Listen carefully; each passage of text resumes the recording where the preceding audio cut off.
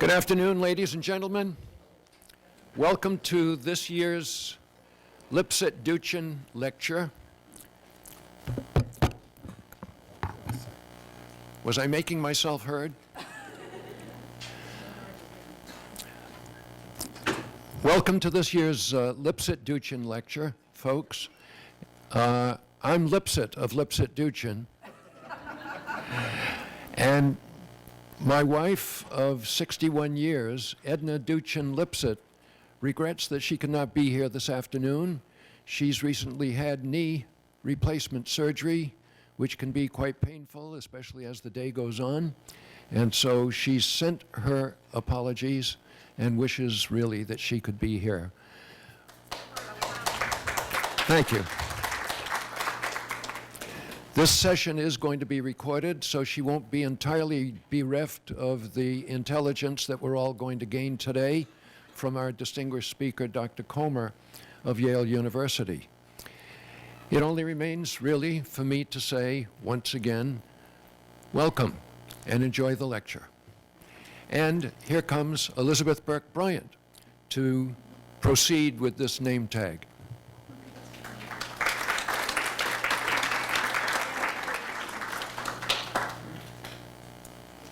Thank you so much to Dr. Louis Lipsitt and his wife, Edna Duchin Lipsitt, for providing this year after year lecture series, the purpose of which is to bring world-renowned researchers here to Brown to deal with Brown's and other faculty from area colleges and your work in the academic arena, and also bring together real practitioners and people who really are on the front lines, people who are running state departments and their staff, to really be energized and have a lot of thought-provoking dialogue about different compelling topics. And today's lecture is no exception.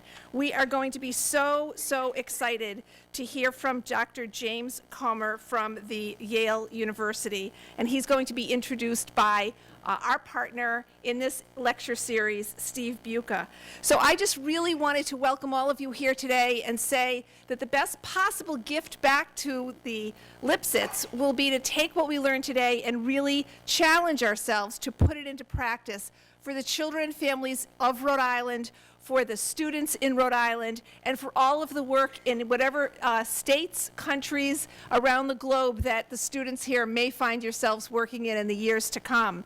The real purpose of this, as I said, is to really put research into action. And one of our only real criteria, I won't say to Dr. Comer that we have very few criteria for our people that we invite, but one of the biggest ones is to be sure that it's a researcher that really has that practical application to what's going on in our world. And today's lecture will certainly lead the way on that score.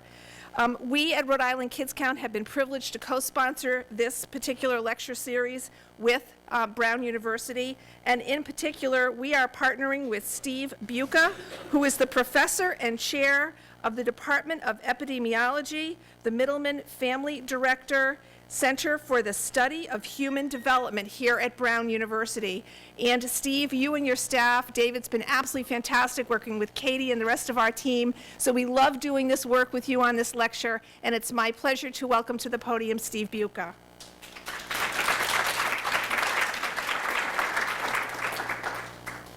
Well, welcome everyone. I want to move on quickly so we'll get to hear from Dr. Comer. Again, welcome. That's exactly what Elizabeth said, and we won't have to do a round of applause, but just acknowledge our appreciation for all that Kids Count does. Their brilliant research issue released this week on early learning in Rhode Island. It takes the determination and commitment of agency, frontline people, educators, teachers like those of you in the room, the commitment of the advocacy policy arena that Elizabeth leads so well with Kids Count, and then hopefully the contributions from researchers in science to really put the best forward for the welfare of our children. That's what we're all about, and it's a great partnership that we have here in Rhode Island, practitioners, advocacy, and the scientific community. We're delighted that Dr. Comer is the 13th, I believe, annual Lipsitt-Duchin speaker. The series itself is in that spirit to bring together the best of science and the best of practice to advance the welfare of children, families, and youth. And Dr. Comer is exemplary in that regard. He is, as your information says, the Morris Falk Professor of Child Psychiatry at Yale University School of Medicine in their world-famous Child Study Center. He has his bachelor's from Indiana University, his MD from Howard University, and a master's of public health. We're delighted to see as a person in public health from the University of Michigan. He's known internationally and nationally for the Comer School Development Program, which he initiated in 1968. It's now been used by more than 1,000 schools in 82 districts in 26 states, as well as internationally. Let me state the mission, it says, of the program is, as we've been discussing, committed to the total development of all children by creating learning environments that support children's physical, cognitive, psychological, language, social, and ethical development. So commitment to learning environments that support the development of the whole child. The vision is to help create a just and fair society in which all children have the educational and personal opportunities that will allow them to become successful and satisfied participants in family and civic life. So that really is the highest standard that we should hold our education systems to foster and enhance the growth and development of the whole child for their lifetime.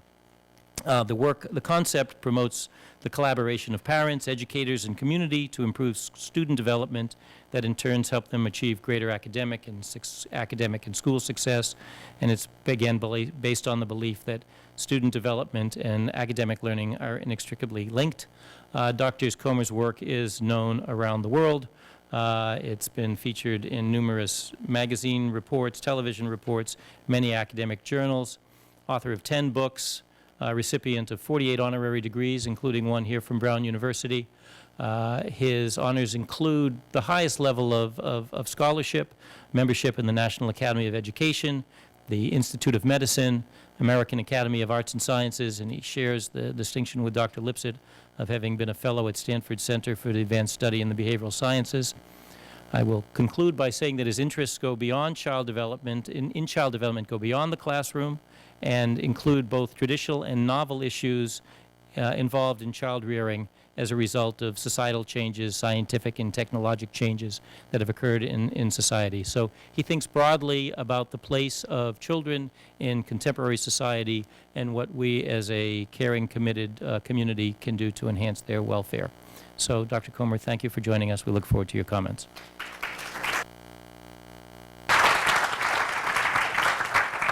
Thank you. Got some water there. Okay, thanks.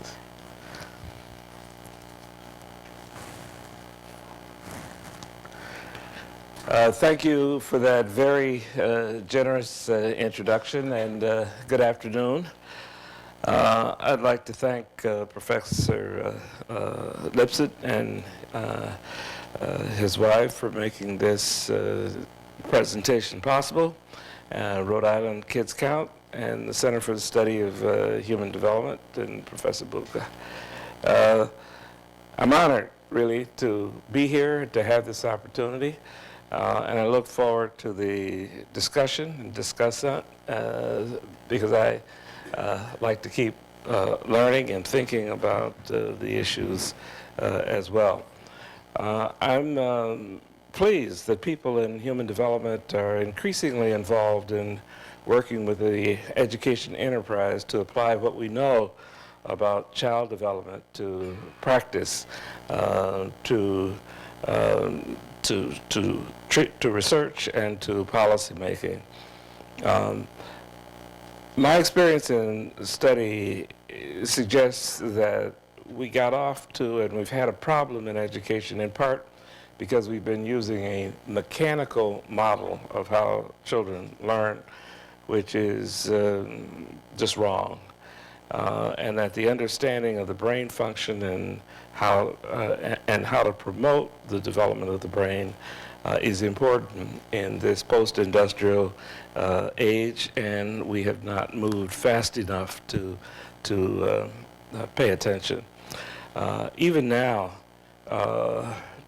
neuroscience for over two decades has been telling us that what we've been doing in schools is not the best way to approach teaching and learning, but there's still a great deal of resistance, and that the learning capacity is influenced by the interaction between children and their environment, and that is what we should focus on, but there is still enormous resistance to thinking in that way. I just want to make sure folks can hear. Can you hear all right in the back?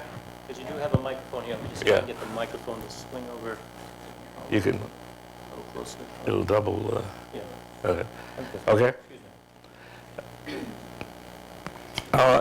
Even with the acceptance of that idea that development is important, there's still the problem of development. The centrality of development is not fully appreciated, and that development and learning are inextricably linked, but development is critically important and is what we must pay attention to from the very beginning.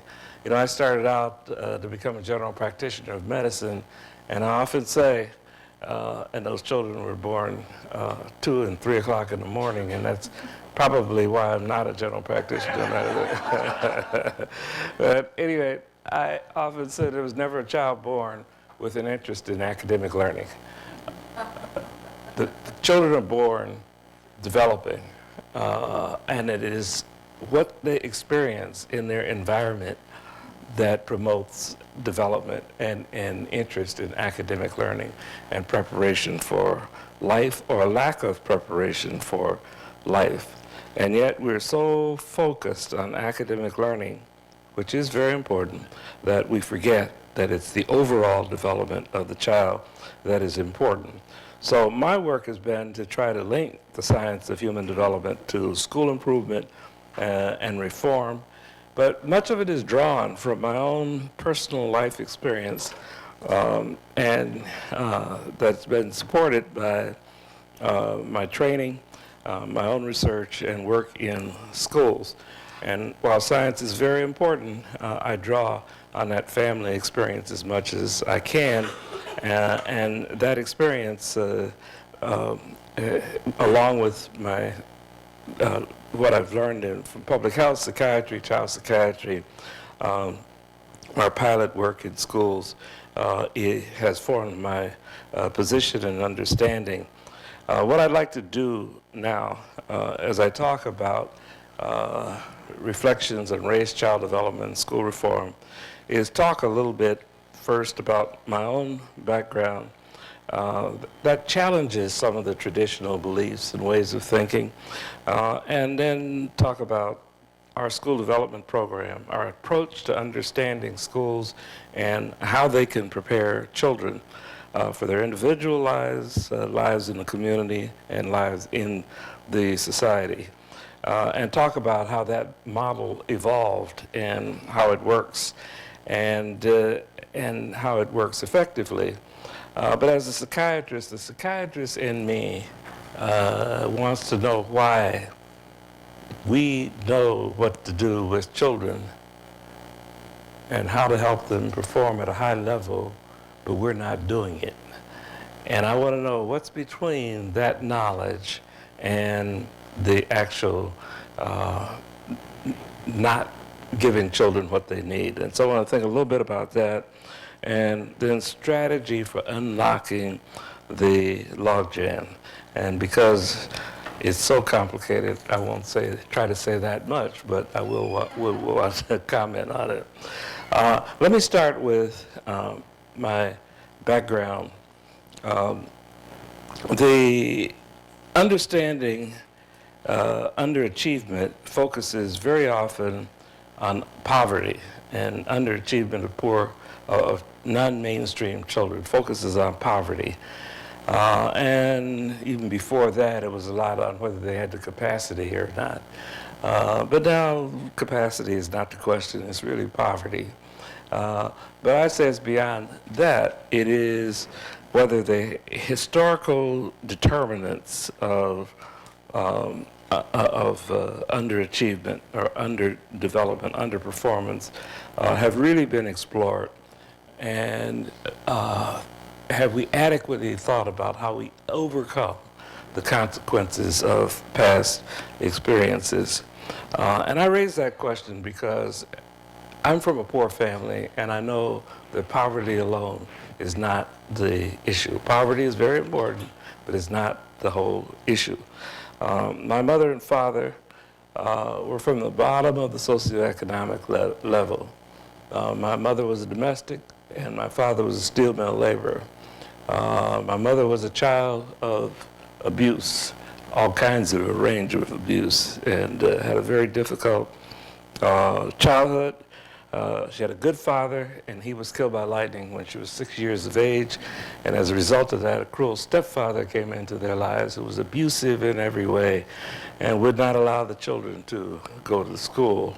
And she eventually ran away to a sister in East Chicago, Indiana, and tried to go to school. But when her sister didn't support it, she had to leave school, become a domestic, and she declared that if I ever have children, I'm going to make certain that they all get a good education.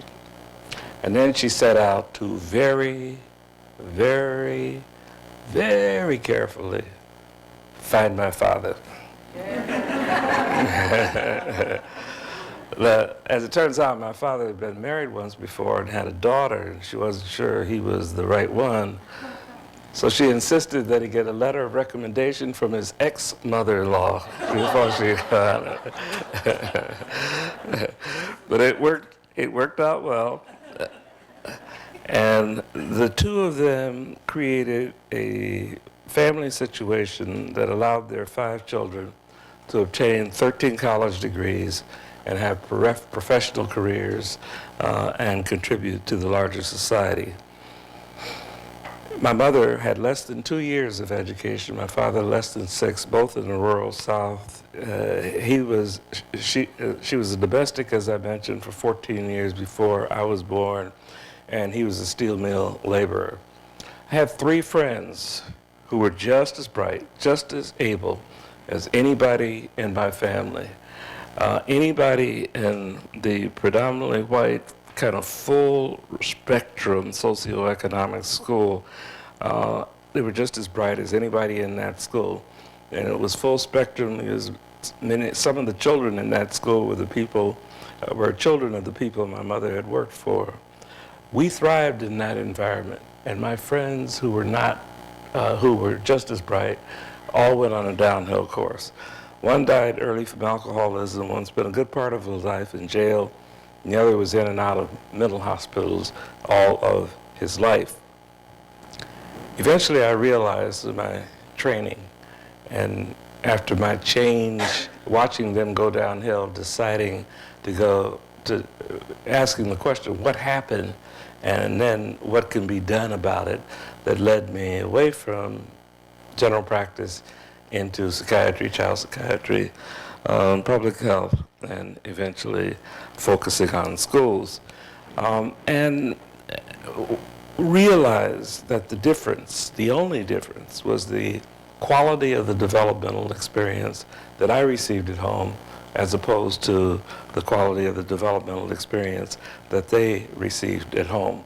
And I realized eventually that all children, regardless of who they are and where they're from, need a developmental experience in which there is caring, in which the adults promote aspirations, and they facilitate, and there's a facilitative child rearing that leads to motivation, development, and learning. Now, there's been evidence that this is the way it works from social science for many, many years. But over the last 20 years, 2 to 3 decades, neuroscience has shown us that this is the way it works, and that in fact the brain is very plastic, and that all of our interactions with children sculpts that brain and develops and allows us to function increasingly better. And that it works like a house, building a house, that the early structures are laid down through early interactions and early conditions, and on top with more complex interactions, one builds on the other, sets of interactions build on the other through full maturation. Now,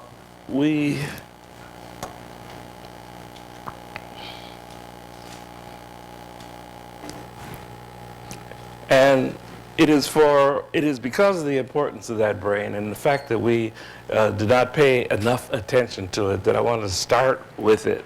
But I also want to make this call attention to the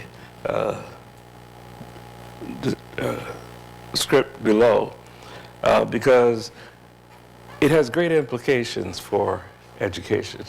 And that unless the child develops and that early prefrontal lobe prefrontal cortex that really does not develop fully until we're already, children and young people are in their 20s, and that in school we should pay very much attention to promoting the development of children and the sculpting of that brain.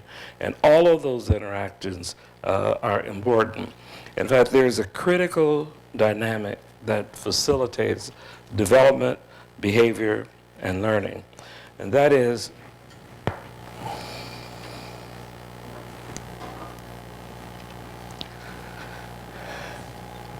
in that primary social network the child is born into, the caretakers, and later in school and wherever the child exists, there's a caretaker that where there are interactions and attachment and bonding takes place that allows children to imitate, identify with, and internalize the attitudes, values, and ways of solving problems, ways of self-expression of the caretakers, and their own expression and desire for expression is shaped by those caretakers. It prepares the children, those conditions prepare the children to receive and adults to promote support for growth and development along critical developmental pathways. There are many, but there are 6 that we call critically important to development and preparation for school and preparation for life. And that's the physical pathway, including the development of the brain, social interactive, psycho-emotional, moral, ethical, linguistic, intellectual, cognitive, and executive functions. And the executive functions being the ability to reason, plan, initiate activities, monitor, bring them to conclusion, make decisions. All of that is terribly important and begins at birth.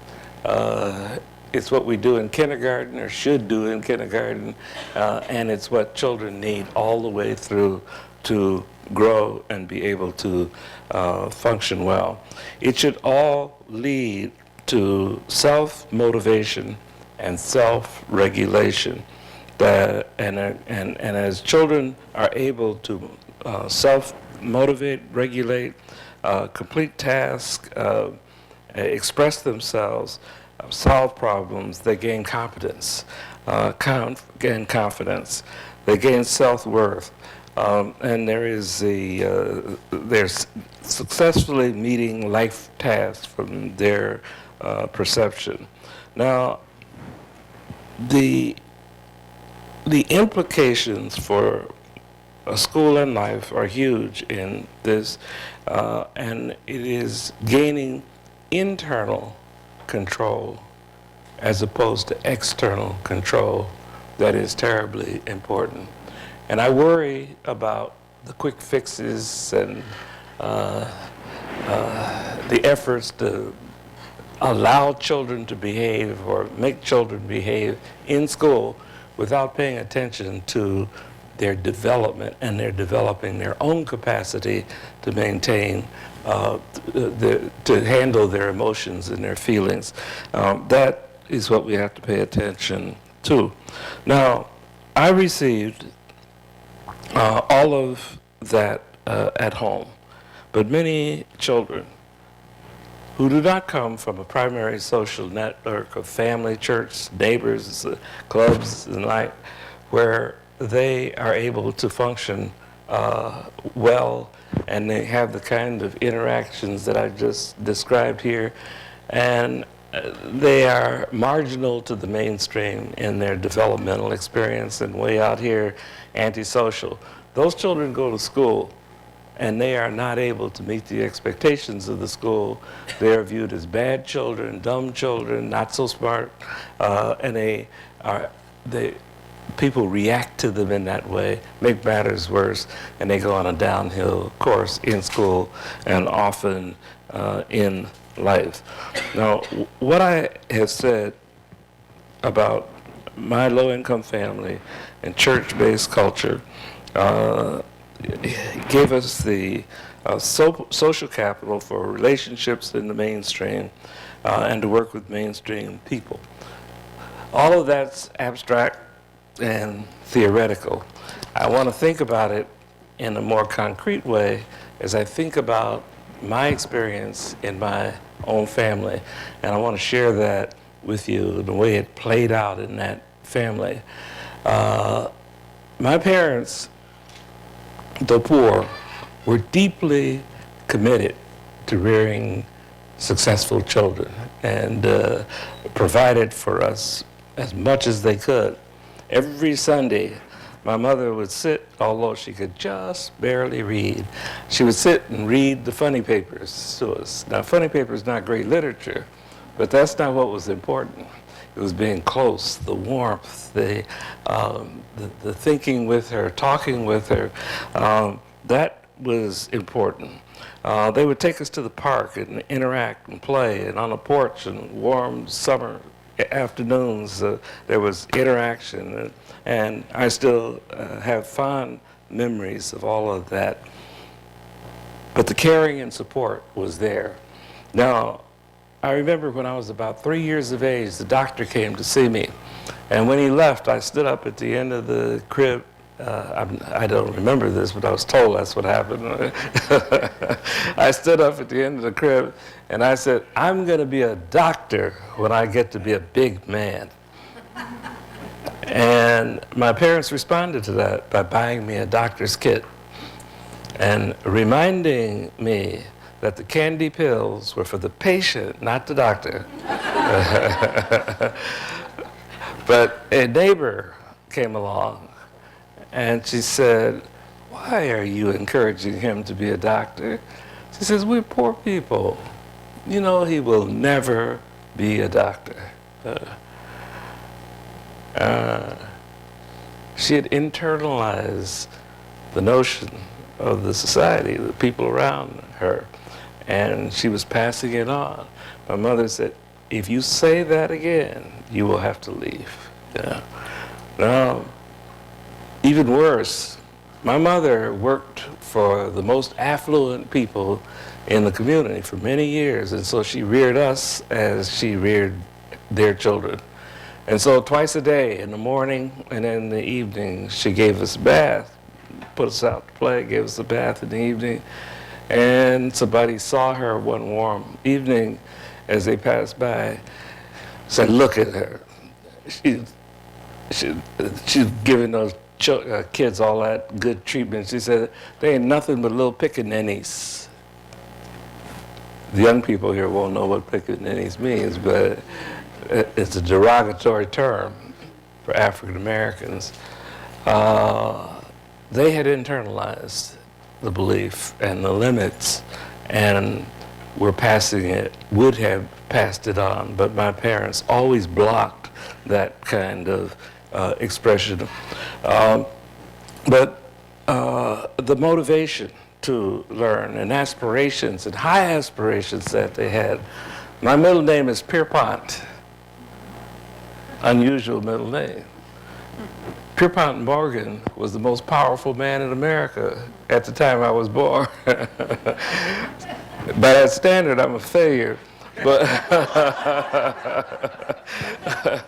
but my parents had no limit in terms of aspirations.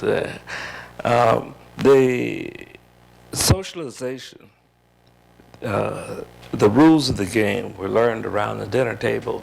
We were expected to sit, talk, think about what went on in school, be there on time, by the way,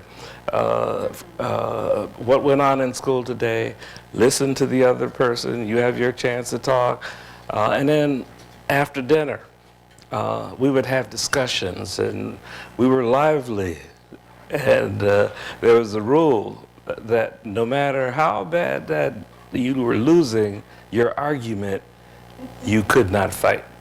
And so I'd rush home thinking my argument because I didn't want to lose. But also the values of the family came through and were transmitted quietly, but they were always there. While we were having our arguments, my mother would take lie in the bed in a room just off to the side, and she was listening all the time. And we were debating social welfare, public welfare. And my brother, who always took the opposite position of whatever I took, usually I was more caring, I would argue. And I was arguing that social welfare was not a good thing, that it promoted dependency. And he caught me in that argument, and he was giving me the business of being a hard egg, and he was going on and on. My mother listened. She says, "But Jim, what would happen to poor people?" And I said, they should try to get jobs, and if they couldn't, the government should provide jobs of last resort. She said, "Okay," and went back to her nap. So that the values were there, the guidance was being transmitted, and all the little things that went on in the household. And then exposure to all things educational. We were close to Chicago. We went to every museum, to every aquarium, to anything they thought educational all the time. When there were elections, we were a part of it, discussions and so on. The Bud Billiken Parade, which is a black cultural event we were part of. Listening, watching my parents solve problems was all around and all the time. And you could listen to the attitudes and values being expressed, and the way they expressed them, the way they collected their information before they even made the argument and checked it out, but also the tone that they used. Never raised their voice, always analytical. I listened. Paid off, because when my father had to live in Arizona, and we didn't, because of industrial illness, and we didn't want to bother them, but I was in 11th grade, I had a teacher who gave 2 white students an A, and they were 1 and 2 points ahead of me, gave me a B, and I was 35 points ahead of the next student who also got a B. So I went in to have a discussion about why I got a B, and we talked, never raising my voice, never, and the tone of voice, and after 20 minutes, she said, "Well, you know, I just don't think you're capable of making an A." I knew what that meant, so I said no more. And I went back. That was the first 10 weeks. I worked very hard.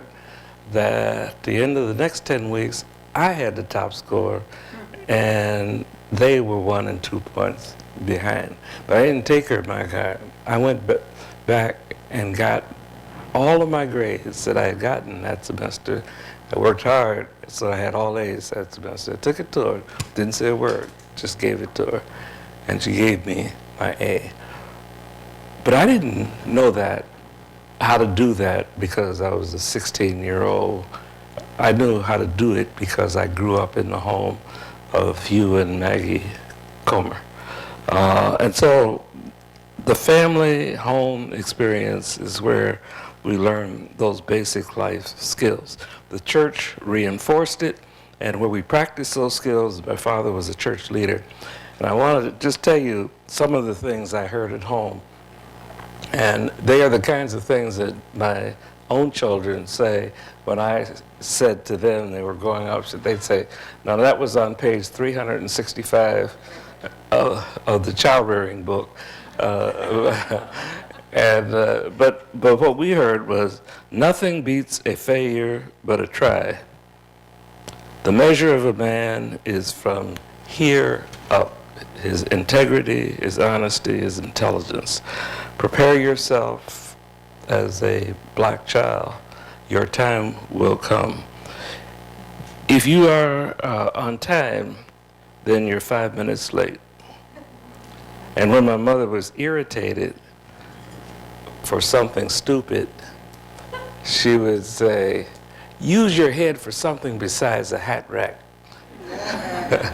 And on and on and on, there were messages about who you are, what you can accomplish, what you must do, how you must handle yourself, that took place in everything that we did.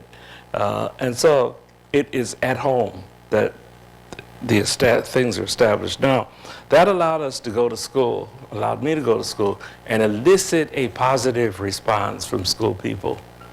And that then allowed that same dynamic, critical dynamic of care and interaction that reinforces growth, brain development to take place in school. Now, that worked for me because we could make an attachment and a bond to school and to school people. But my three friends who didn't have that same developmental experience, who came from marginal primary social networks, did not have that kind of experience. And so as a result, there was a library usage contest. And the contest was set up where we had to check out a book, check out books, read them, report on them, and the person who did the most won the contest. I won the contest. My three friends had read no books at all. And my teacher, who was not a diehard racist, I walked to school with her hand in hand every day. She said, if you three little colored boys don't want to be like the rest of us, you should not come to our school. So they experienced rejection. And but if my teacher had known that these were the grandchildren and great-grandchildren of sharecroppers and tenant farmers who were intimidated by mainstream institutions, she would have taken them by the hand and taken them to the library and helped them participate in that activity. But the idea that outside experiences were important and background was important was not a part of her educational training. And so they didn't receive what they needed at home. They didn't receive what they needed at school. And that's a huge problem. It was then, it is now. Many years later, my mother was sick in the hospital and I went back home, and my first grade teacher was an 80-plus-year-old spry volunteer.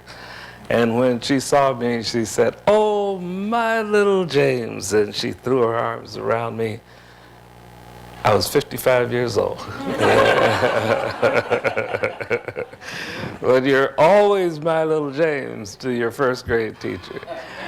And then she stepped back and she said, "Oh, we just loved the Comer children." Said, "You came to school with those bright eyes. You got along so well with other children. You worked hard. You're so smart." You went on and on. What was she describing?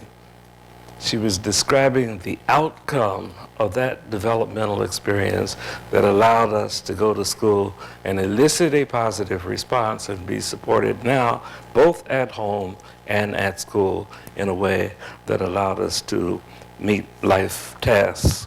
Now, that is what has to happen for all children, and yet it does not. And that's why when I began to ask what can be done, I said to myself, while people were saying that poor children lack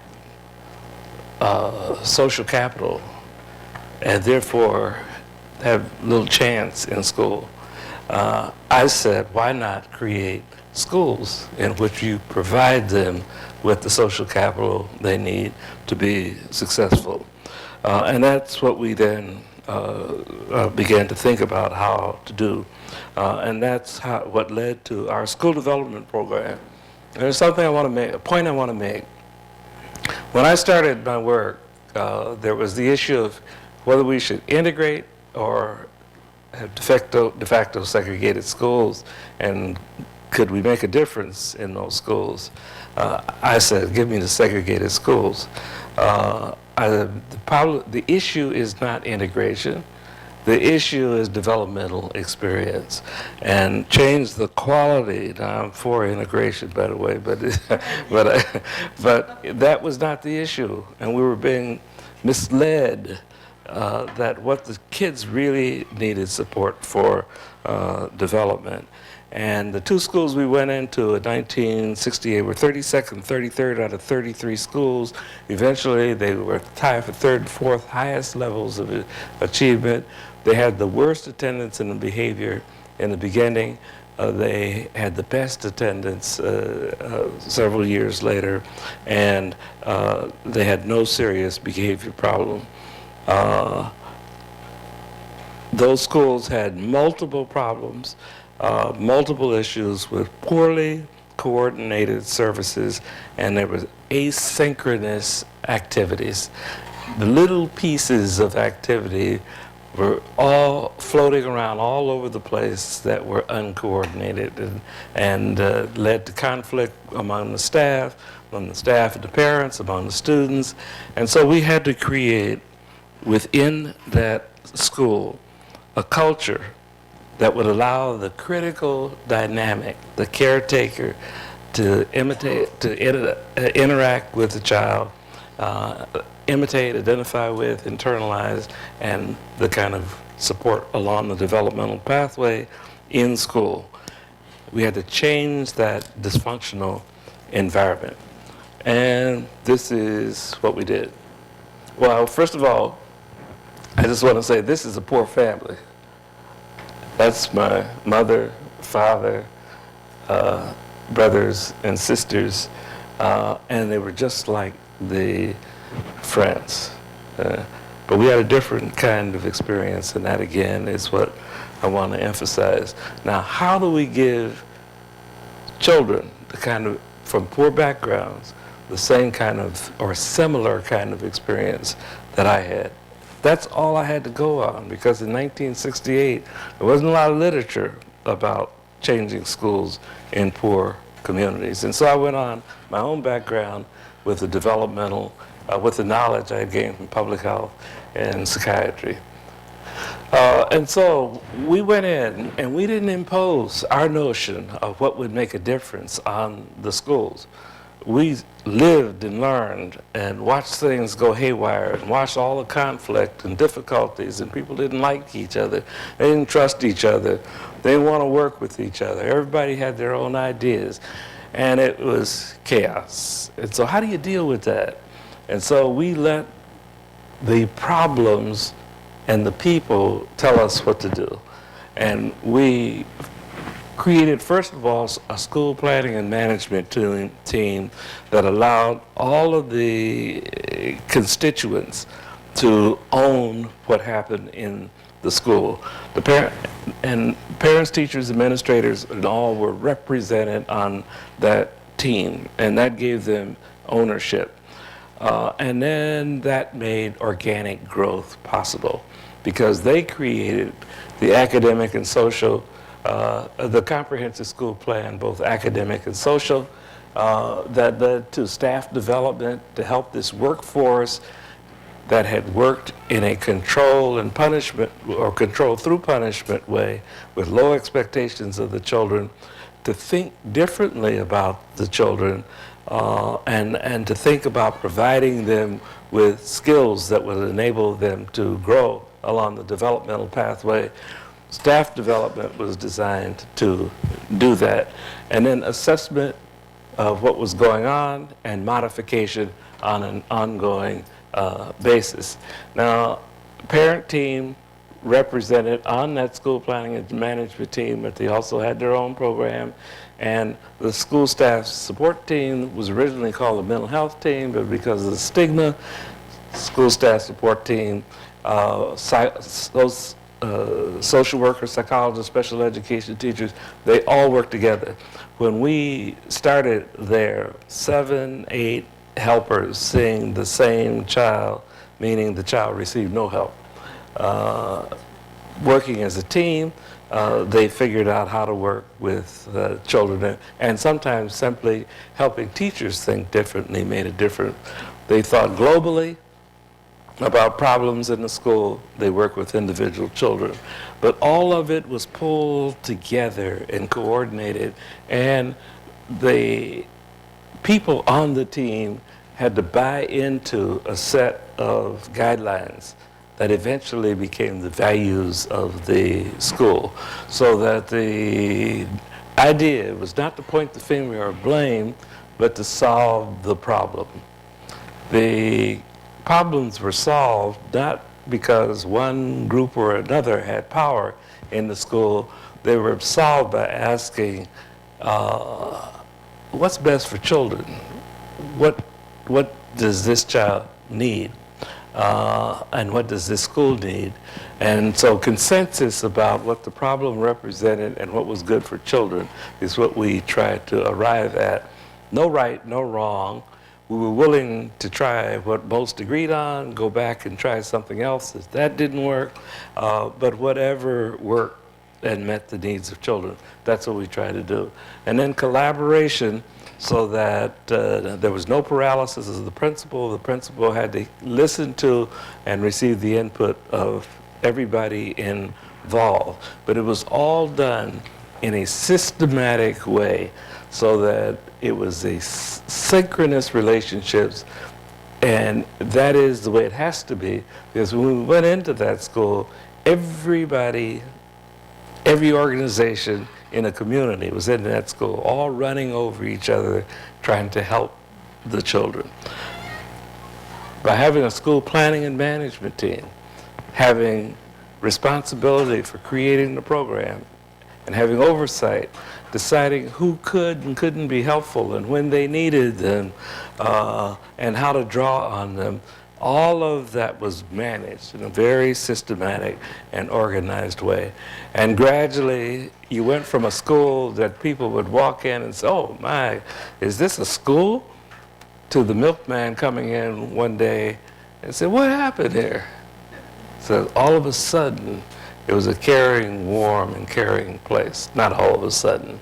It took time, but gradually it happened. And people began to really relate to each other differently. And instead of people who didn't like each other, who didn't trust each other, they began to like each other and trust each other and work together in collaborative kind of ways. Now, these mechanisms and guidelines 9 that we put in, as you can see, created a culture that the students experienced in a way. I was talking at noon about the 9-year-old who came into our school from another school in the city, and he had been in 3 schools the semester before, and each time he had to fight his way in. And somebody stepped on his foot during a classroom exercise. His dukes went up, he's ready to fight. And somebody, one of the students, said, hey man, we don't do that in this school. The culture that had been created by all of the parties had been picked up by the children, and he was now a carrier of the culture. And the new child looked around to make sure that was the case. And sure enough, the expression is that we don't do that in this school. And so he dropped his dukes and became a part of the community. And that is the way that it changed. The behavior changed, the focus on academics changed, and the development of the children took place along all those developmental pathways. Now, I remembered eventually, because what happened was that the behavior changed within 2 years, dramatically changed. But the test scores didn't go up. And I then remembered, reflected because of experiences in the school on my own background, and remembered how important it was for me to be a part of all the adult activities and so on. And I remember going past once when my mother was working on the polls during an election, and she invited me over, which was probably against the rules. She invited me into the polling place, which was probably against the rules. And I actually pulled the lever, which was against the rules. But you know, we weren't Republicans and Democrats. We were community people. And they were giving me an experience. I never forgot that experience. It was meaningful. And it hit me that that's it. Kids need meaningful experiences and provide them in school. And so we set up units that integrated the teaching of basic skills, social skills, appreciation of the arts, and created activities around that that brought the children into the community into the school. The mayoralty candidates came in, made presentations and the like. The school eventually was just bursting with excitement all the time. The creativity of all the teachers, the kids, everybody came out, and it gradually, that was the first year we had the program, they made the first 7-month jump in academic learning. And then after that, they went all the way up past even middle-income children in the community. And so, you know, it can happen even if the children do not come from poor backgrounds and did not receive good experiences at home. We could create that environment in school. We created a social skills curriculum for inner city children, which I just described in a way. And then we created a trainer of trainer programs that allowed us to make partnerships with universities, social service agencies. They learned the method and they were able to go out across the country and create similar kinds of programs. And as mentioned, we were in many schools across the country. What we learned, though, that it is difficult to sustain these programs. And it's difficult to sustain not because of the fault of the teachers, administrators, parents, but because the training is such that teachers are not taught to think child development, and administrators do not taught to think child development. Beginning to change. The reason I'm delighted to be here and in other places where they're beginning to change is that you've got to focus on, if you're working with, how can you work with children and not know anything about children? And not know much about children. And I recall when that first hit me was when we had a child who was 8 years of age who was transferred from a warm, supportive network in North Carolina into our school, and he was taken directly to his classroom, and his aunt, who he just barely knew, that he saw over the weekend in North Carolina, she brought him up to New Haven. She kept on to work, and they took her to the classroom. The teacher had 3 transfers the week before, and she just nodded her head in frustration. Child read that as rejection. And he was anxious, and he kicked the teacher in the leg, and he ran out. Now, we thought that was a fairly healthy response for an 8-year-old.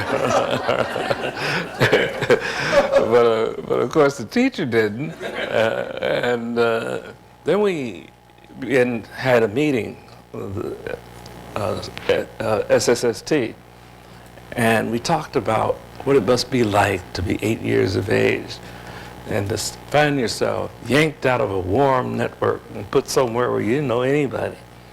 And they began to understand the anxiety of this child, began to think about all the things that you could do to make that school a good place. And they did it and changed the way children were introduced into that school and gradually made the school more child-friendly. Now, after the discussion, I just happened to say, well, there's an interesting example of fight and flight.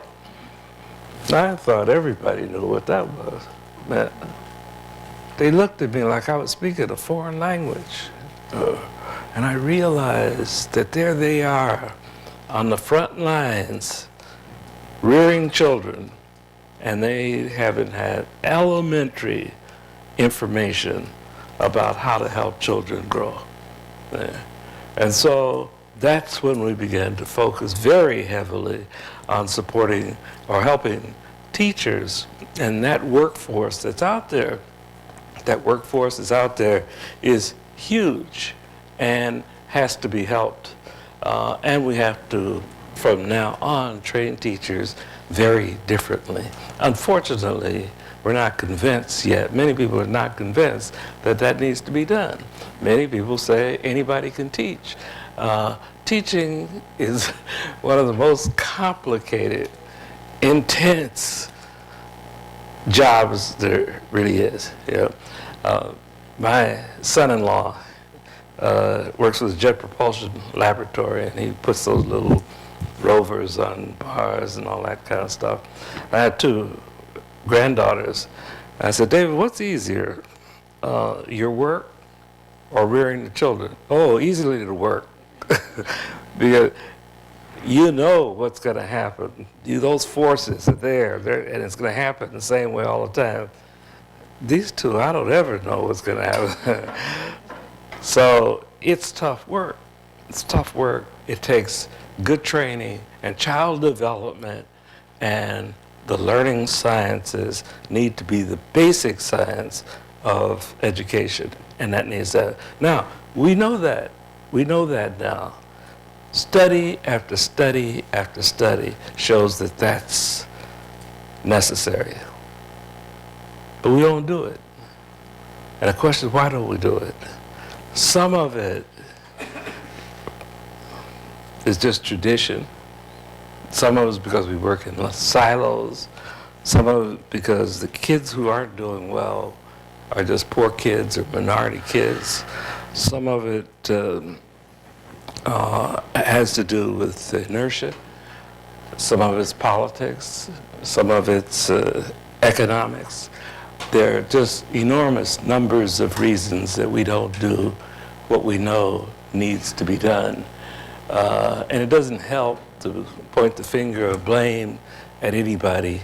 We've got to come up with a way to bring what we know and put it in place and have it be effective before anybody figures out that we've changed things, which is exactly what we did in the school. It was the milkman couldn't figure out what had happened, and that is what we have to do here. And we're working on trying to develop a partnership between the State Department, one of the state universities, the district, in which we're working together collaboratively to infuse child development knowledge and skills throughout the preparation from pre-service to induction to continued professional development, so that new workforce and the older workforce will simultaneously begin to think differently about what it takes to help children be successful in school. And it requires a holistic approach rather than the almost holistic approach to understanding and to the research that we do, and a not simply quantitative but also qualitative research, so that we can understand these interactions among people and structures and so on. I wrote a paper with a teacher. I showed it shows the intensity of that process.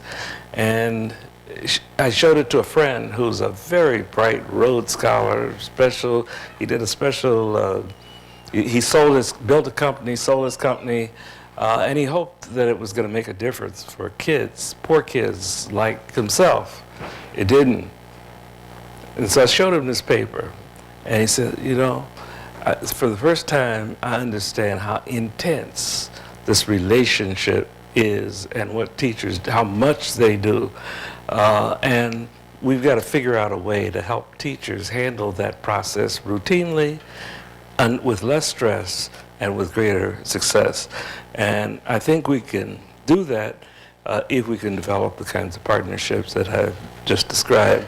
Let me close by talking about what we did, what I've talked about, and that is the science of human development and applying it in school and how we did it. We closed the gap.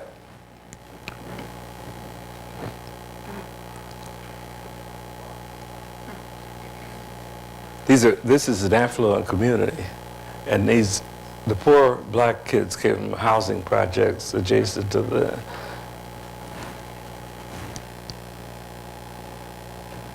Now the bad news was that when there was turnover of staff, 2 years later, the gap was coming back because the training was not there. And that's why we have to have training of new people and training of existing workforce in a way that makes a difference. But not only the training, we've also got to have policymakers at every level who understand that it's not simply about pouring information down the heads of kids.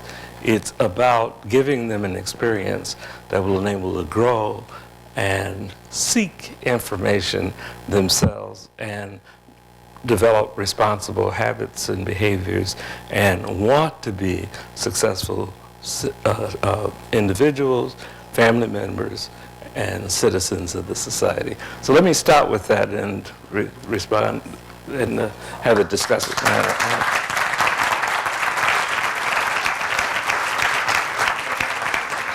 Thank you.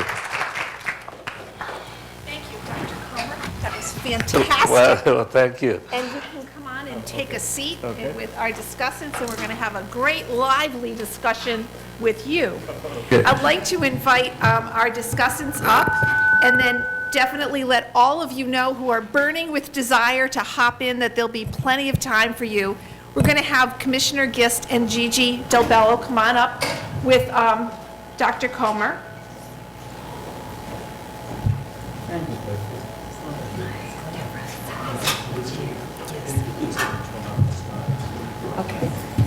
And if people up in the control booth could turn off the slides, we'd appreciate it. Thanks for all you're doing up there. So we're going to be getting the discussion going and then having everyone who'd like to jump in. We've got plenty of time. And what we've done is we've asked 2 educational leaders in our state to have the opportunity to give a word of response to this incredible lecture. And the first person that we've invited is Commissioner Deborah Gist, who's Commissioner of Education for the state of Rhode Island. And I know that Dr. Comer will be happy to hear that she was educated as an early childhood teacher and definitely, I'm sure, has lots to say. She's really leading the way here in Rhode Island on all of our educational progress, and it's great to have you with her. And I have the privilege of co-chairing the Early Learning Council, Rhode Island's Early Learning Council, with Commissioner Gist. Yeah. The next person who's going to be jumping in after Commissioner Gist is Gigi Del Bello. She is the head, DeBello. She is the head of school at Sophia Academy. She is a very courageous, gutsy educator. She is taking young girls of color, primarily in a very, very disadvantaged area, and really giving them a place to express their dreams and to set them on their way to success. And also, I've been incredibly impressed with Ms. DeBello's way of bringing so many people from our community into the school. So I want to thank also Dr.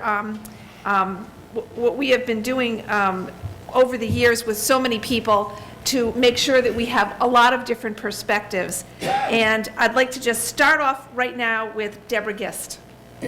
Thank you, Elizabeth. The first thing, I want to thank Kids Count and Brown for hosting these forums. This is just an incredible opportunity, and I have to tell you that as someone who studied early childhood, I'm a little starstruck, and I'm just very excited to be here. I'm so happy to have you in our state and to have the chance to come and hear you speak, and let alone to sit here with you and have this conversation. So thank you for being here. I was so moved, I think we all probably would share in that, by the combination of your scholarship with your story. And I think that was just a very meaningful way to share your message with us today. And several things struck me about it. One was just the importance of families and just the incredible role that families play in our children's education, and that income is not the barrier for families to be able to play that role, or level of education that families have. And so we're very excited that we are able to, through the work that we're doing with our colleagues in early childhood education across the state, to be working with families, with family day care centers, with our child care centers, our pre-K programs, and other early learning environments, to be really focusing on early learning and family engagement. And so that was really important. The other thing that touched me was the story that you were telling about your neighbor, and what she said to your mother, or I don't know if she said to you or to your mother, but what she was saying about your dream that you had as a little boy. And we hear that so often, and unfortunately, I think we have an epidemic of a lack of belief in our kids, and that's something that really, really concerns me. And sometimes, and I think I struggle with whether it's more concerning to me or not, when it's combined with a deep love for that same child or group of children. So you'll experience a situation where it's a person, an individual or whatnot, and it's either an individual child or a group of kids or a classroom or whatever, and there's absolutely a deep love and affection for the child or the group of children, combined with an utter lack of belief that that child or those children can actually achieve at high levels. And I think that that's a mindset that we are battling right now as a state, and I think it's one that we have to address explicitly. And so that was something that struck me about that conversation. I loved hearing your description of the school transformation work that you're doing, and how you designed it, and the different factors that you included, the guiding principles that you set up, because I think those are lessons, and I see many people here from our school systems in the state, and I'm glad that they had a chance to see that, because we do have transformation work going on in our state right now. And we made a decision as a state when we entered into this work not to create a statewide, what's sometimes known as a recovery district or an achievement district or something like that, where you take the school away from the districts and combine them into a separate entity. And we made a decision not to do that, because we believed that it was important for the school district and the local community to lead the transformation. And I'll tell you, I think I'm still not sure whether that was the right decision.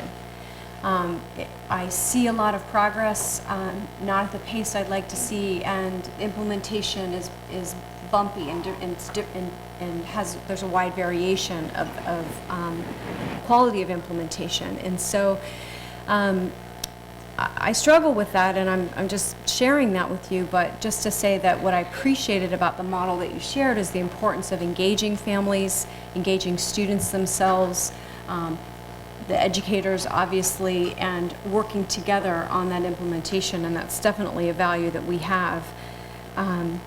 Going back to the mindset thing real quickly, I was thinking about how when I visit schools, how mindset is so evident when you're talking with the people, the leadership of the school or the teachers in the school.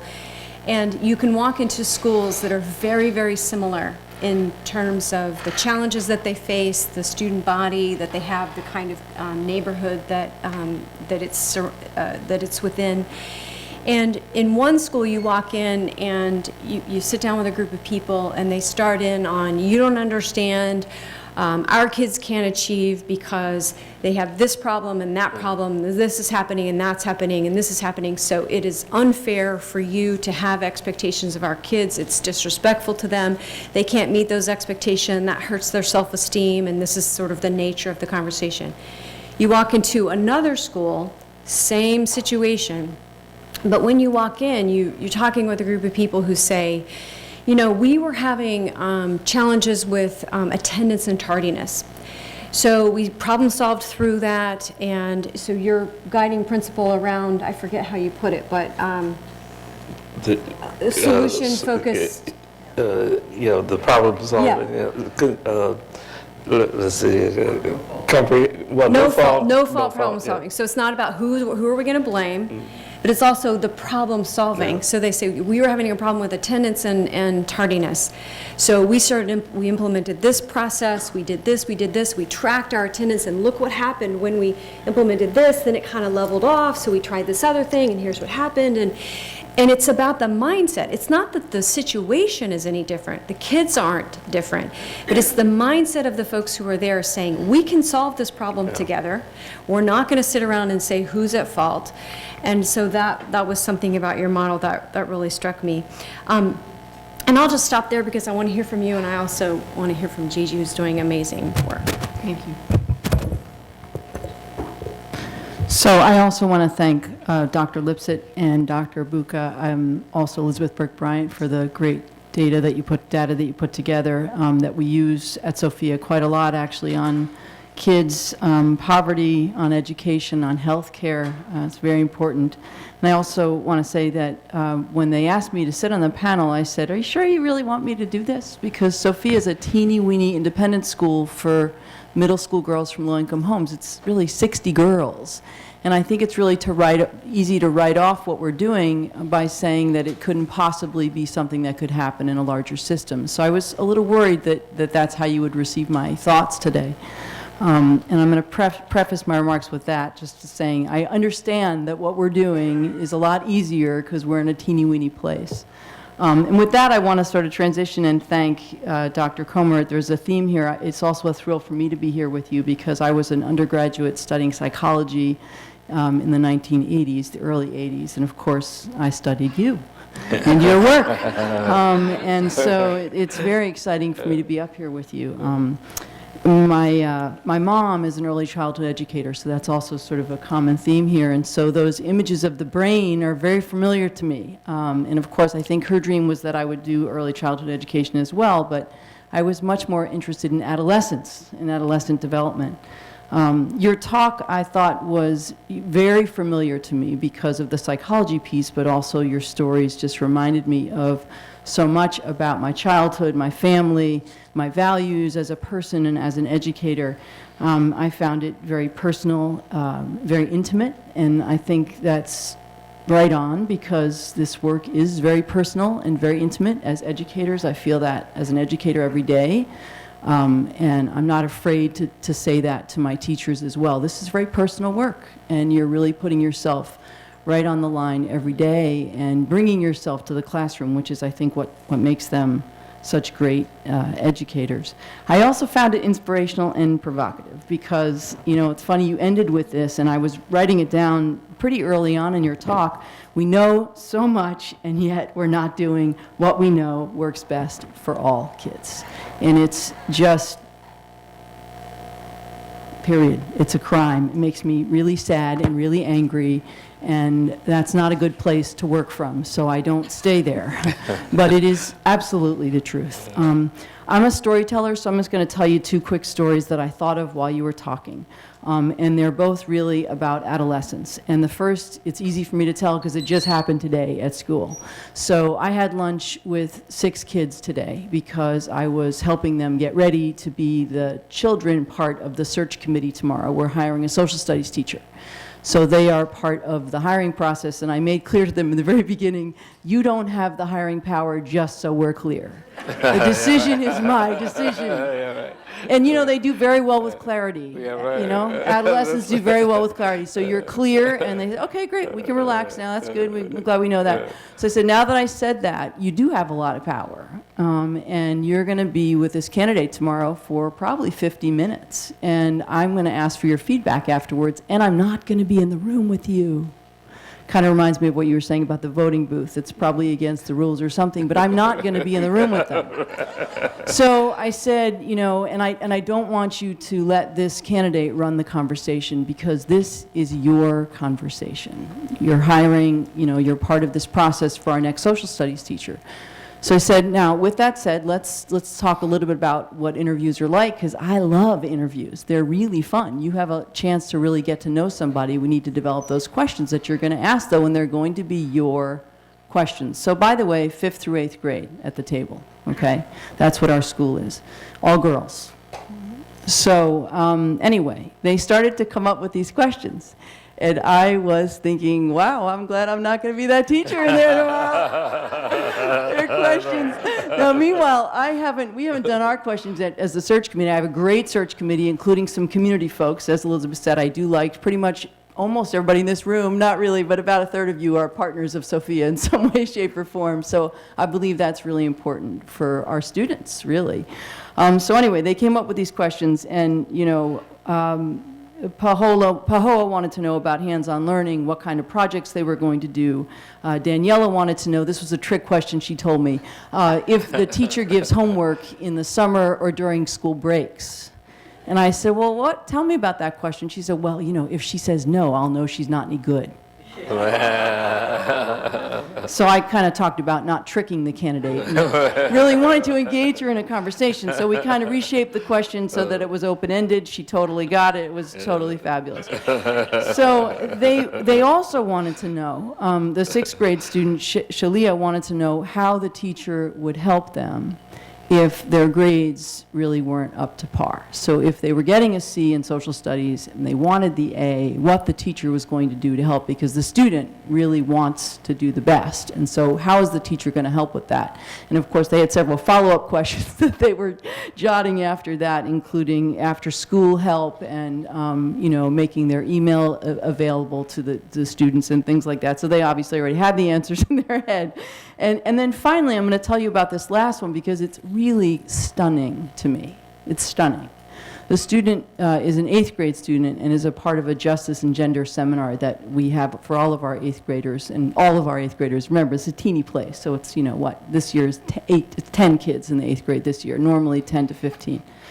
She wanted to know what issue the teacher candidate felt strongly about, what social justice issue this candidate felt strongly enough about to actually act on.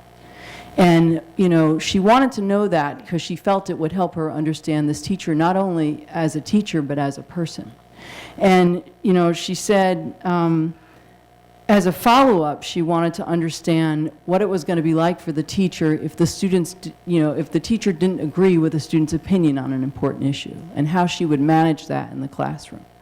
So I'm telling you this vignette because I'm, you know, looking at the slides up there, and I'm thinking about the students I work with, and I don't think of the deficit. I don't think of deficit here. Okay, they're low-income students, that's true. They have so much more depth than so many students. And I believe that, of course, part of that is because of the structures we put in place, the good teaching we have, the opportunities for rich engagement and dialogue with each other, with their teachers, with the outside. But I also believe my bias, that it is, in fact, because they are from low-income homes, and they have resiliency, and they understand problem solving, and there's all sorts of things they're coming to me with already that it's important for me to figure out how to utilize. The last thing I'm going to say, and I'm going to turn it back over to all of you and our distinguished guest, is that as an educator, I'm constantly saying to my teachers, to my staff, well, developmentally, what's going on there? You know, so it's May.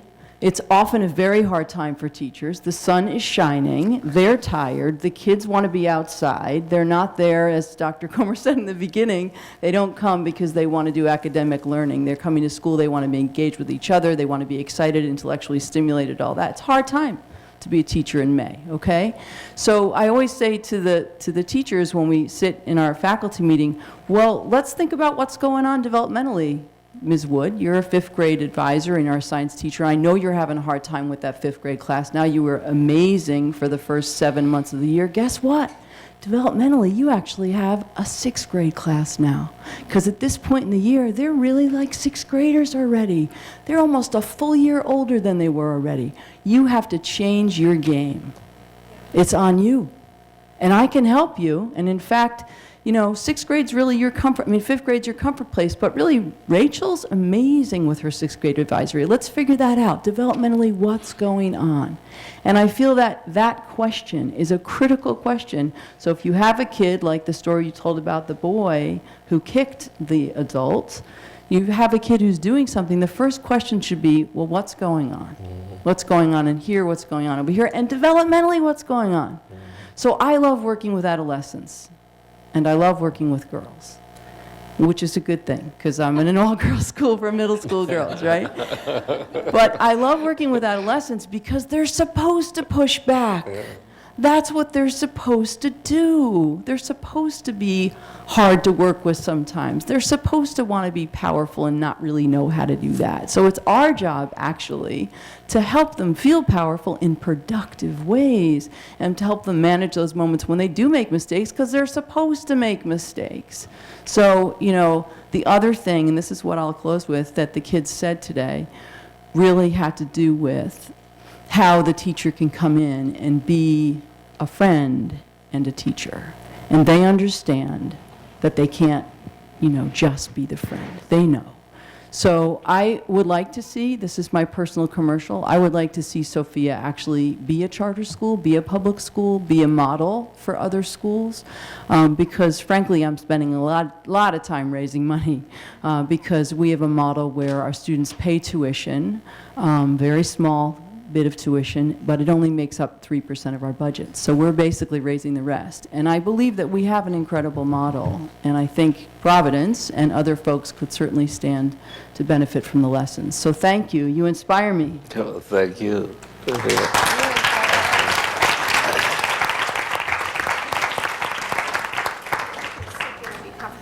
Dr. Comer, if you'd like to respond to either Deborah or Gigi right now, and then we'll get other people in the queue. Well, I have nothing to add. I think it was perfect. The thought I had was that what would happen if we had learning schools and the kinds of thoughts we heard here throughout the state and throughout the country? We wouldn't have the education problem that we have.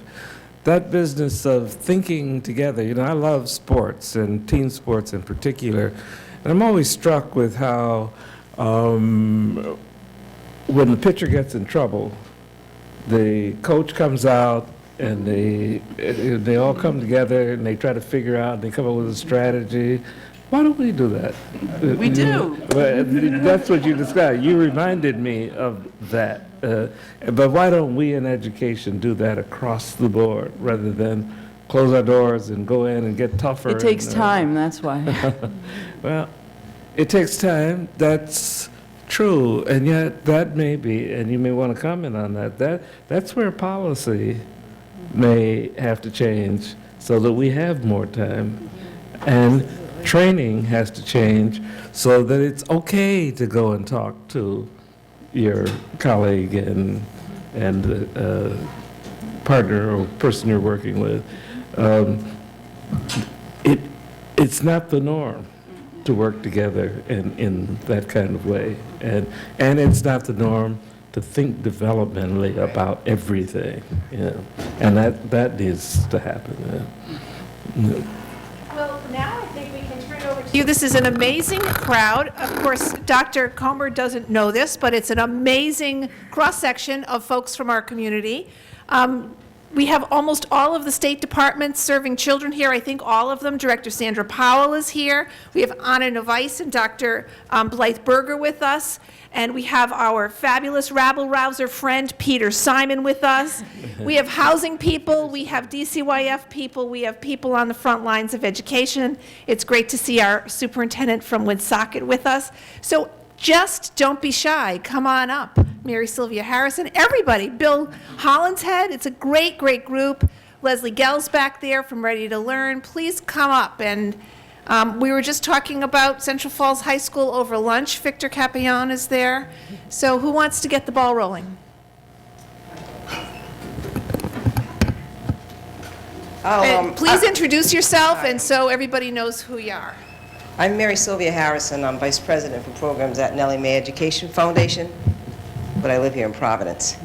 I'll riff on what you just said about who's in the audience and ask a question I ask myself constantly these days, which is, why is it that we have all of this knowledge about the development of young people and pretend that education is a function of just their cognitive development? And, you know, recently I asked that question and I talked about how governmentally, you know, the sovereign organizes, you know, for the health and the welfare and the well-being of young people in a siloed fashion with bureaucratic departments overseeing small parts of the overall development of a young child. And, you know, how anachronistic that idea is, and why is it that we are not more enlightened in, you know, in organizing the resources of the state and the cities, you know, as a pool of resources that go to the full development and the education of our young people, so that we don't have to have school development models that are not sustainable for the reasons that Dr. Coleman just said, because they're sort of enabling. They're just, you know, they're one-off fixes of something that's fundamentally wrong about how we structure providing for the health, the welfare, and the well-being of our young people. And I know that there's a children's cabinet in Providence that's sort of like addressing that, and I know that there have been such things that address that in other states and cities, but they seem always to stop short of really going to the fundamental question about redeploying the resources. So I just wonder if anybody has any thoughts about that.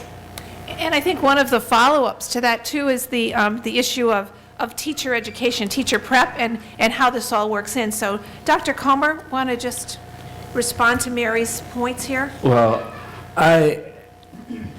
I don't know how you deal with, and maybe the commissioner can say more about with some of the structures outside of the classroom, but my thought about the way we have to approach it is to think about the fact that there's only one point where education takes place, and that's when the child is in the classroom with teacher and classmates and in a building with leadership, where there's leadership.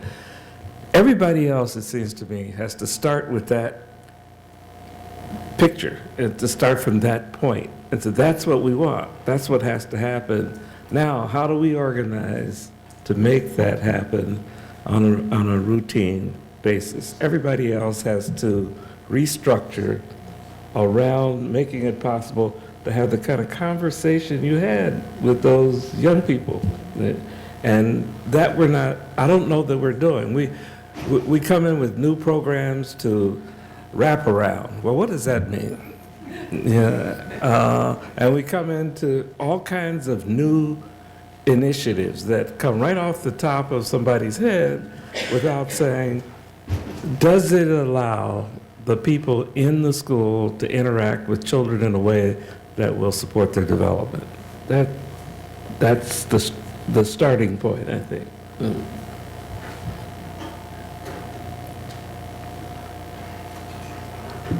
Hi, my name is Hannah Ressiger, and I'm here as a concerned community member, but also as a youth worker who works with thousands of kids throughout Rhode Island in many different schools, school systems. And Dr. Comer, it was great hearing your story and the amazing work that you've done. And I really like what you were saying about, changing the culture of schools, and that's something that I work on as well.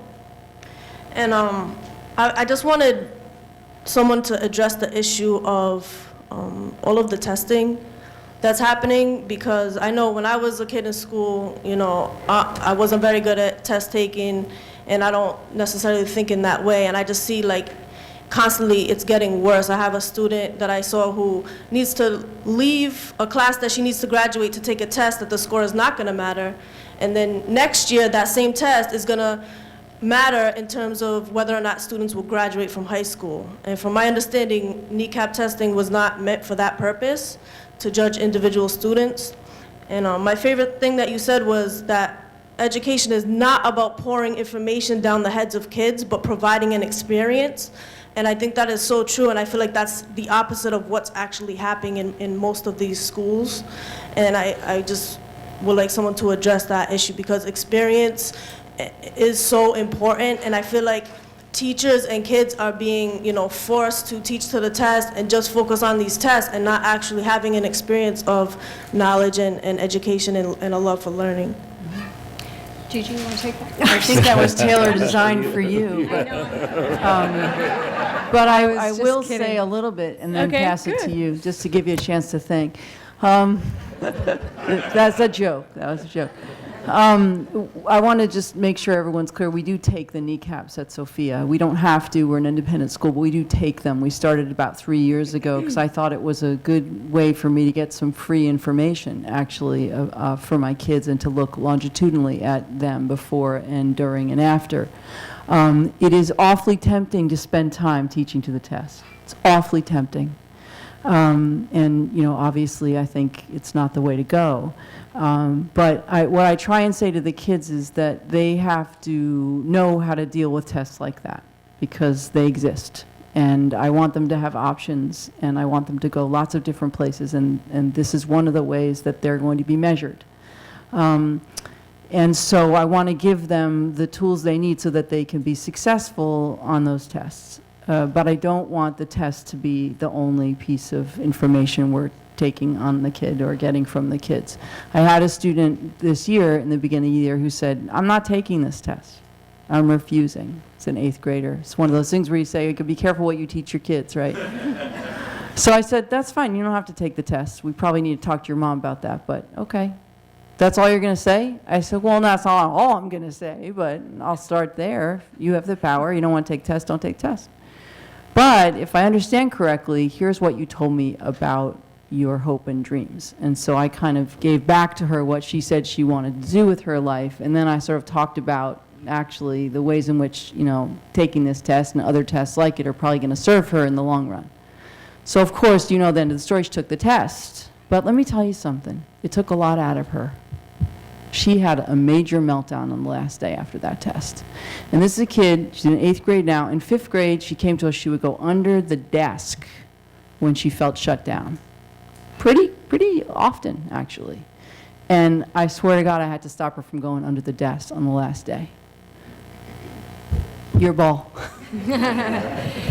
So the first thing is that I think it's important to know that the state assessment happens once a year. The assessments that happen in our schools, I think there are many schools in our state where there is too much testing going on. Absolutely see it, I feel it, I hear it, we know that it's a problem. But it's not they're not things that are required for people to do. It's people searching for figuring out ways to make sure that their students are on track. And what happens a lot of times is that something will be added on as a new thing, and then the other thing doesn't go away. So you get this layering on top of layering, and that becomes this mishmash of too much testing. I'll give you a really quick example. This was actually a while ago, because I was probably my first or second year here. And I was talking with a group of high school students and getting their feedback on a number of different issues. And this thing about testing came up about the volume of testing that they were having to take. And I genuinely was curious and wondering what they were talking about. So I kept digging, and they would say, tell me, what are the tests? And so finally got to the bottom of it, that this was a district that had gone to, which I think was a good decision, gone to end-of-course exams. These were high school students. I don't know if I said that. And so there was a common algebra assessment, a common English assessment that was given so that they could maintain, consistency of what do we mean when we talk about algebra. Because what we know is that I can take algebra in one school, you can take algebra in another school, or I can take algebra in one school, you can take algebra down the hall, and what I had and what you had are two completely different things. So I think I passed algebra. Maybe I got a B in algebra, but I actually didn't have algebra. I had some sort of pre-algebra, and that's not fair to kids. But anyway, so turns out that these students, that they were having these end-of-course exams, but their teachers were still giving final exams in the class. And so they were like, so we have this final exam, and then we have to take this end-of-course exam. And so that's an example of what seems to me like a really logical, if you're going to have an exam that's the end of the course, then you don't still do the final exam that you've done for 20 years or whatever. So there's too much testing happening in many places. But with that said, I do think that it's very important that we have a tool that we use to consistently ensure that students are receiving a quality education. And what we know right now is that there is not a consistent level of quality of education that kids are getting. We also know that when we graduate our students, they're then adults. They're out of our hands. They're off into the world and whatever they choose to do. And too many of them are paying to take remedial courses in post-secondary education. They end up typically not graduating once that happens because they either get frustrated, they're not earning credits, they're spending their own money or their own loans on courses that they're not earning any credits for. And what I hear from the business community is that if they choose not to go to post-secondary education, which, by the way, the jobs that are growing are ones that require some kind of post-secondary education. Doesn't necessarily mean a traditional four-year degree, but it requires some kind of post-secondary education. Even if they go directly into the workforce, they need the same level of skill that they would need to be successful at least the community college level. So that's what we need to, that's the guarantee that we need to give our kids. Two last things I'll say. One is about the teaching to the test. It's unfortunate when sometimes it's a classroom, sometimes it's a school, sometimes it's a district, who make the decision or believe that the way to help students do better on tests is to practice them, and to practice them over and over and over again. And surely we will pour that knowledge, that somehow they will get this testing if we practice the testing. It doesn't work. It doesn't work. And so it's not only not a quality of education, it's not an education that's going to get a kid up in the morning and say, I'm excited to go to school today, let alone a teacher. Nobody's excited about that kind of an exercise. But it also isn't the thing that helps students do better on state assessments. What helps students do better on state assessments is an excellent, well-rounded quality education that includes deep critical thinking and the arts and engagement and projects, and those are the things that help students to do better on state assessments.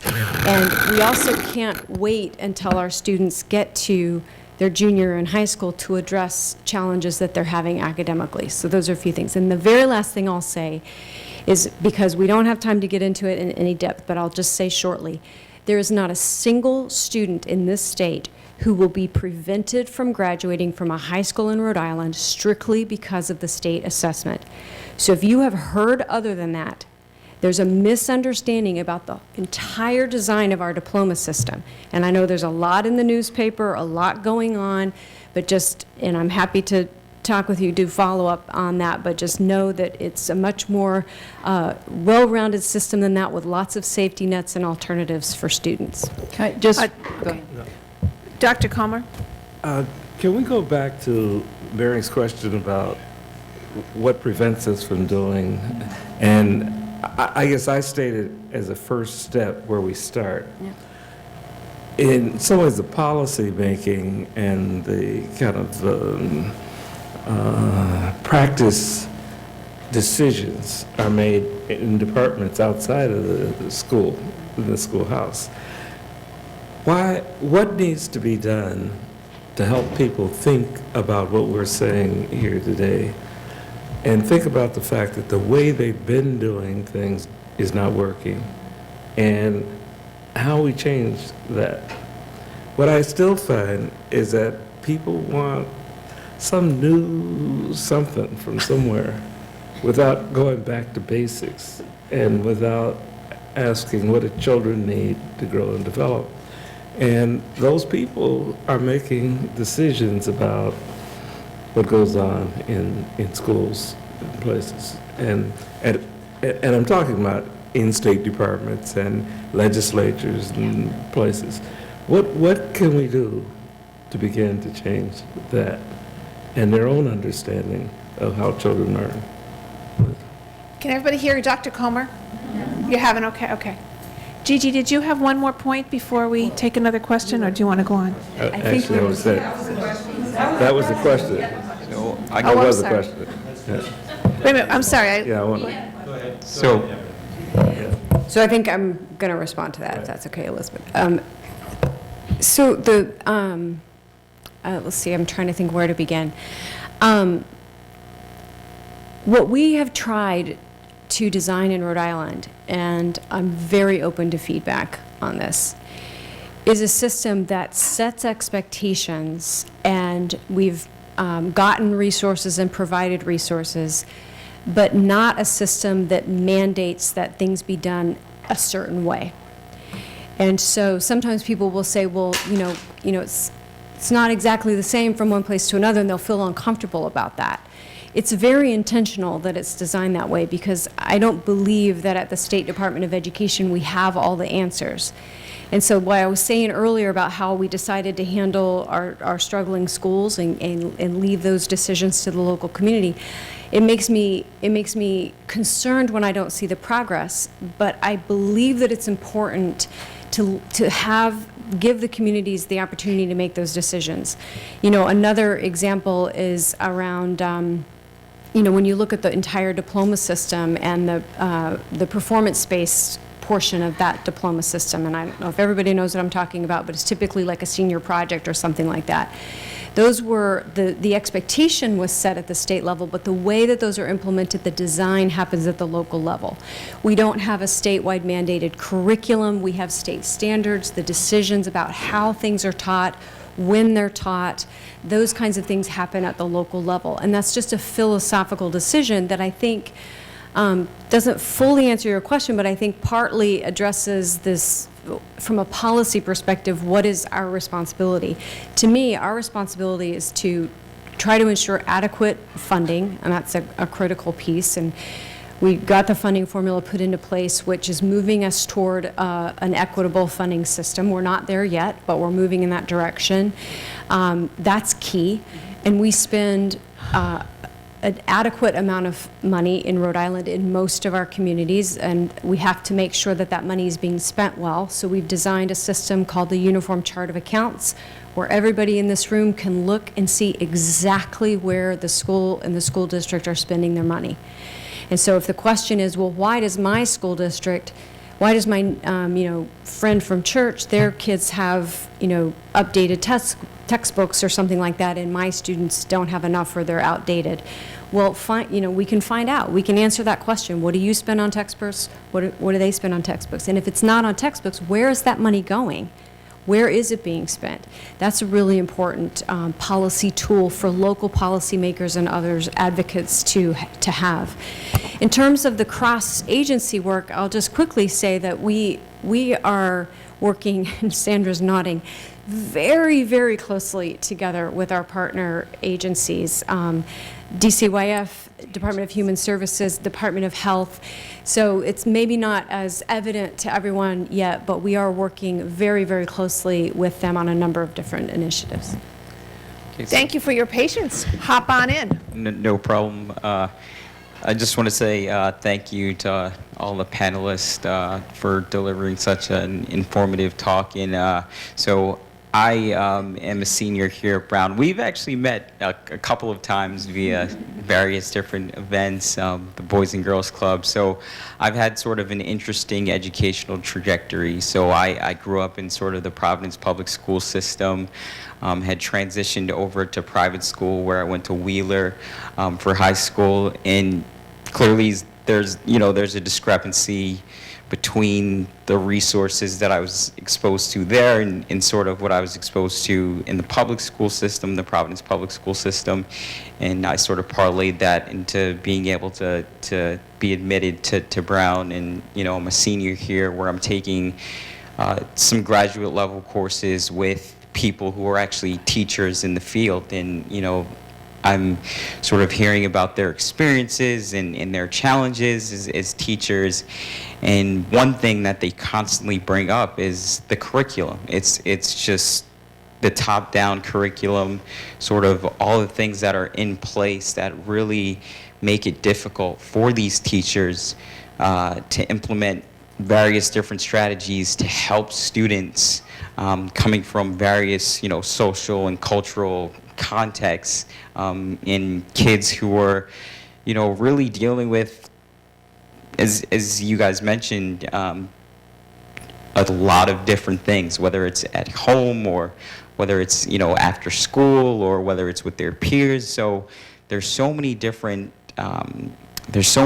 elements that are involved. And so I guess my question is, delving in more specifically, there's teachers who have been sort of involved in the school system for very long periods of time, and it seems as though, at least from what I'm hearing, with these teachers who I'm taking this graduate course with, is that there's little development happening for these teachers who have already been in the field and sort of have the perspective of I've been here, I've done that.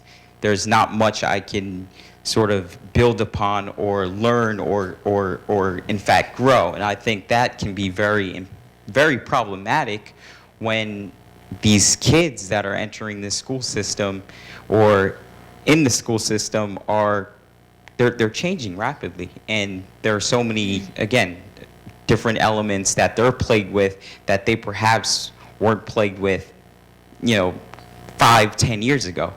And so I guess my first question is speaking more specifically towards English language learners. What's being done in the current school system, in our current classrooms, that's really addressing the issues that they're dealing with specifically?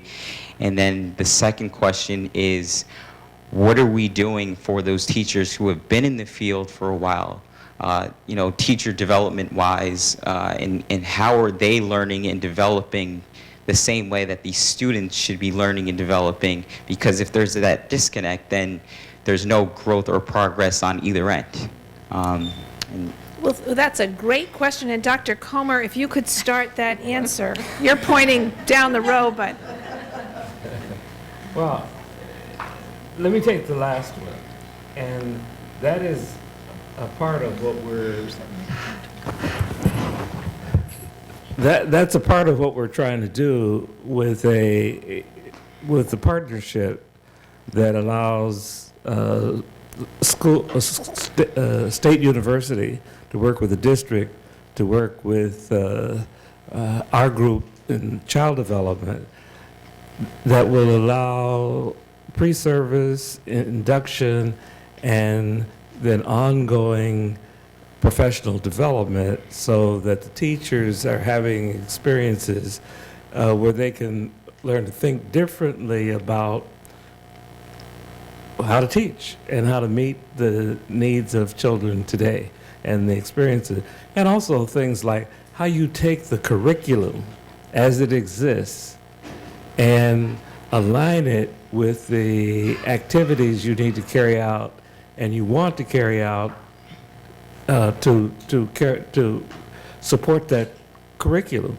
There's a way to do it so that you could meet the expectations of the state and the curriculum, and at the same time have stimulating and important activities, and also help teachers, students grow at the same time. Great. Deborah, did you have a quick, and Gigi? Sure.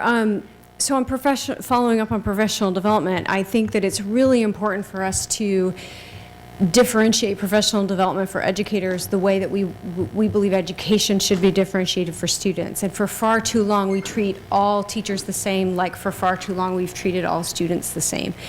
And so that's really, really key. And on our new educator evaluation system, which is not just about ranking people or rating them, it's truly about continuous growth and improvement. The way that it's designed is that part of the process is that through that process, you're developing individual goals for yourself, and that's supposed to personalize and individualize that professional development. The other thing I would say about curriculum, because I hear that from teachers a lot, I'm repeating myself a little bit about philosophically where I'm coming from as the chief state school officer, but I'm a big believer that the decisions, especially in a system where you have accountability for everyone, that you have to make sure that the people who are accountable for the decisions they make have the ability to make those decisions. And so that's why when I was saying that we don't mandate a curriculum statewide, which some states do, we don't mandate, a textbook statewide, which some states do, because I don't believe that that's the right way to do it. We have standards and we provide resources and support to help develop curriculum, but we don't mandate it. The same thing, in my opinion, should be the case happening at the district level and the school level. But because I have that philosophy, I don't believe it's my place to tell superintendents how to run their districts, because I'm holding them accountable for running their districts. But that's philosophically how I think all of that should flow. Thank you, Deborah. Gigi? I'm not sure we did a good job of answering your question about ELL learners. And it's a complicated answer, and you know that. Well, I'm going to tell you another short story, and it's going to sound like we're a school that's just raising activists, and that's not really all we're doing, I promise. Although I have to say that that is part of our mission. And so in order to break the cycle of poverty, our goal is that at the end of 8th grade, our students come out understanding how to advocate for themselves and others who can't advocate for themselves, so helping others to advocate. But, being that almost 100% of our students are free or reduced lunch, you can imagine that a large percentage of them are from immigrant households. And I don't have right now any students who are classified as ELL. That hasn't always been true for us, but I don't right now.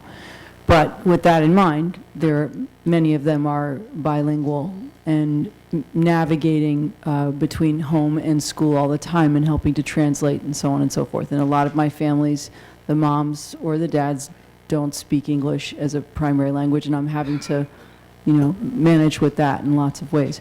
But I'll tell you that I had 15 students who went to the May Day rally yesterday at the State House for labor rights. And they went with their parents' permission and not part of our school curriculum or anything like that, because they are worried and they're concerned for their siblings, and they feel worried about the education they're going to get when they leave Sophia. And so, these are really complicated issues. You're absolutely right. And again, I feel funny sitting up here because it's a lot easier for me to look at developing curriculum for a teeny-weeny school of 60 girls with 4 primary teachers. And I think the message for me really is that we have to look at systems in smaller components, and we have to look at the large piece, but I feel like it's very hard to make change the way we're doing it right now. Well, thank you. Yes, it looks like you have the last question. I was just going to say, it's actually not much of a question, but I'm happy to have the last word. I'm Betty Brito. I represent the Rhode Island ASCD. We are a professional development organization, and in response to your question, we are a professional development organization.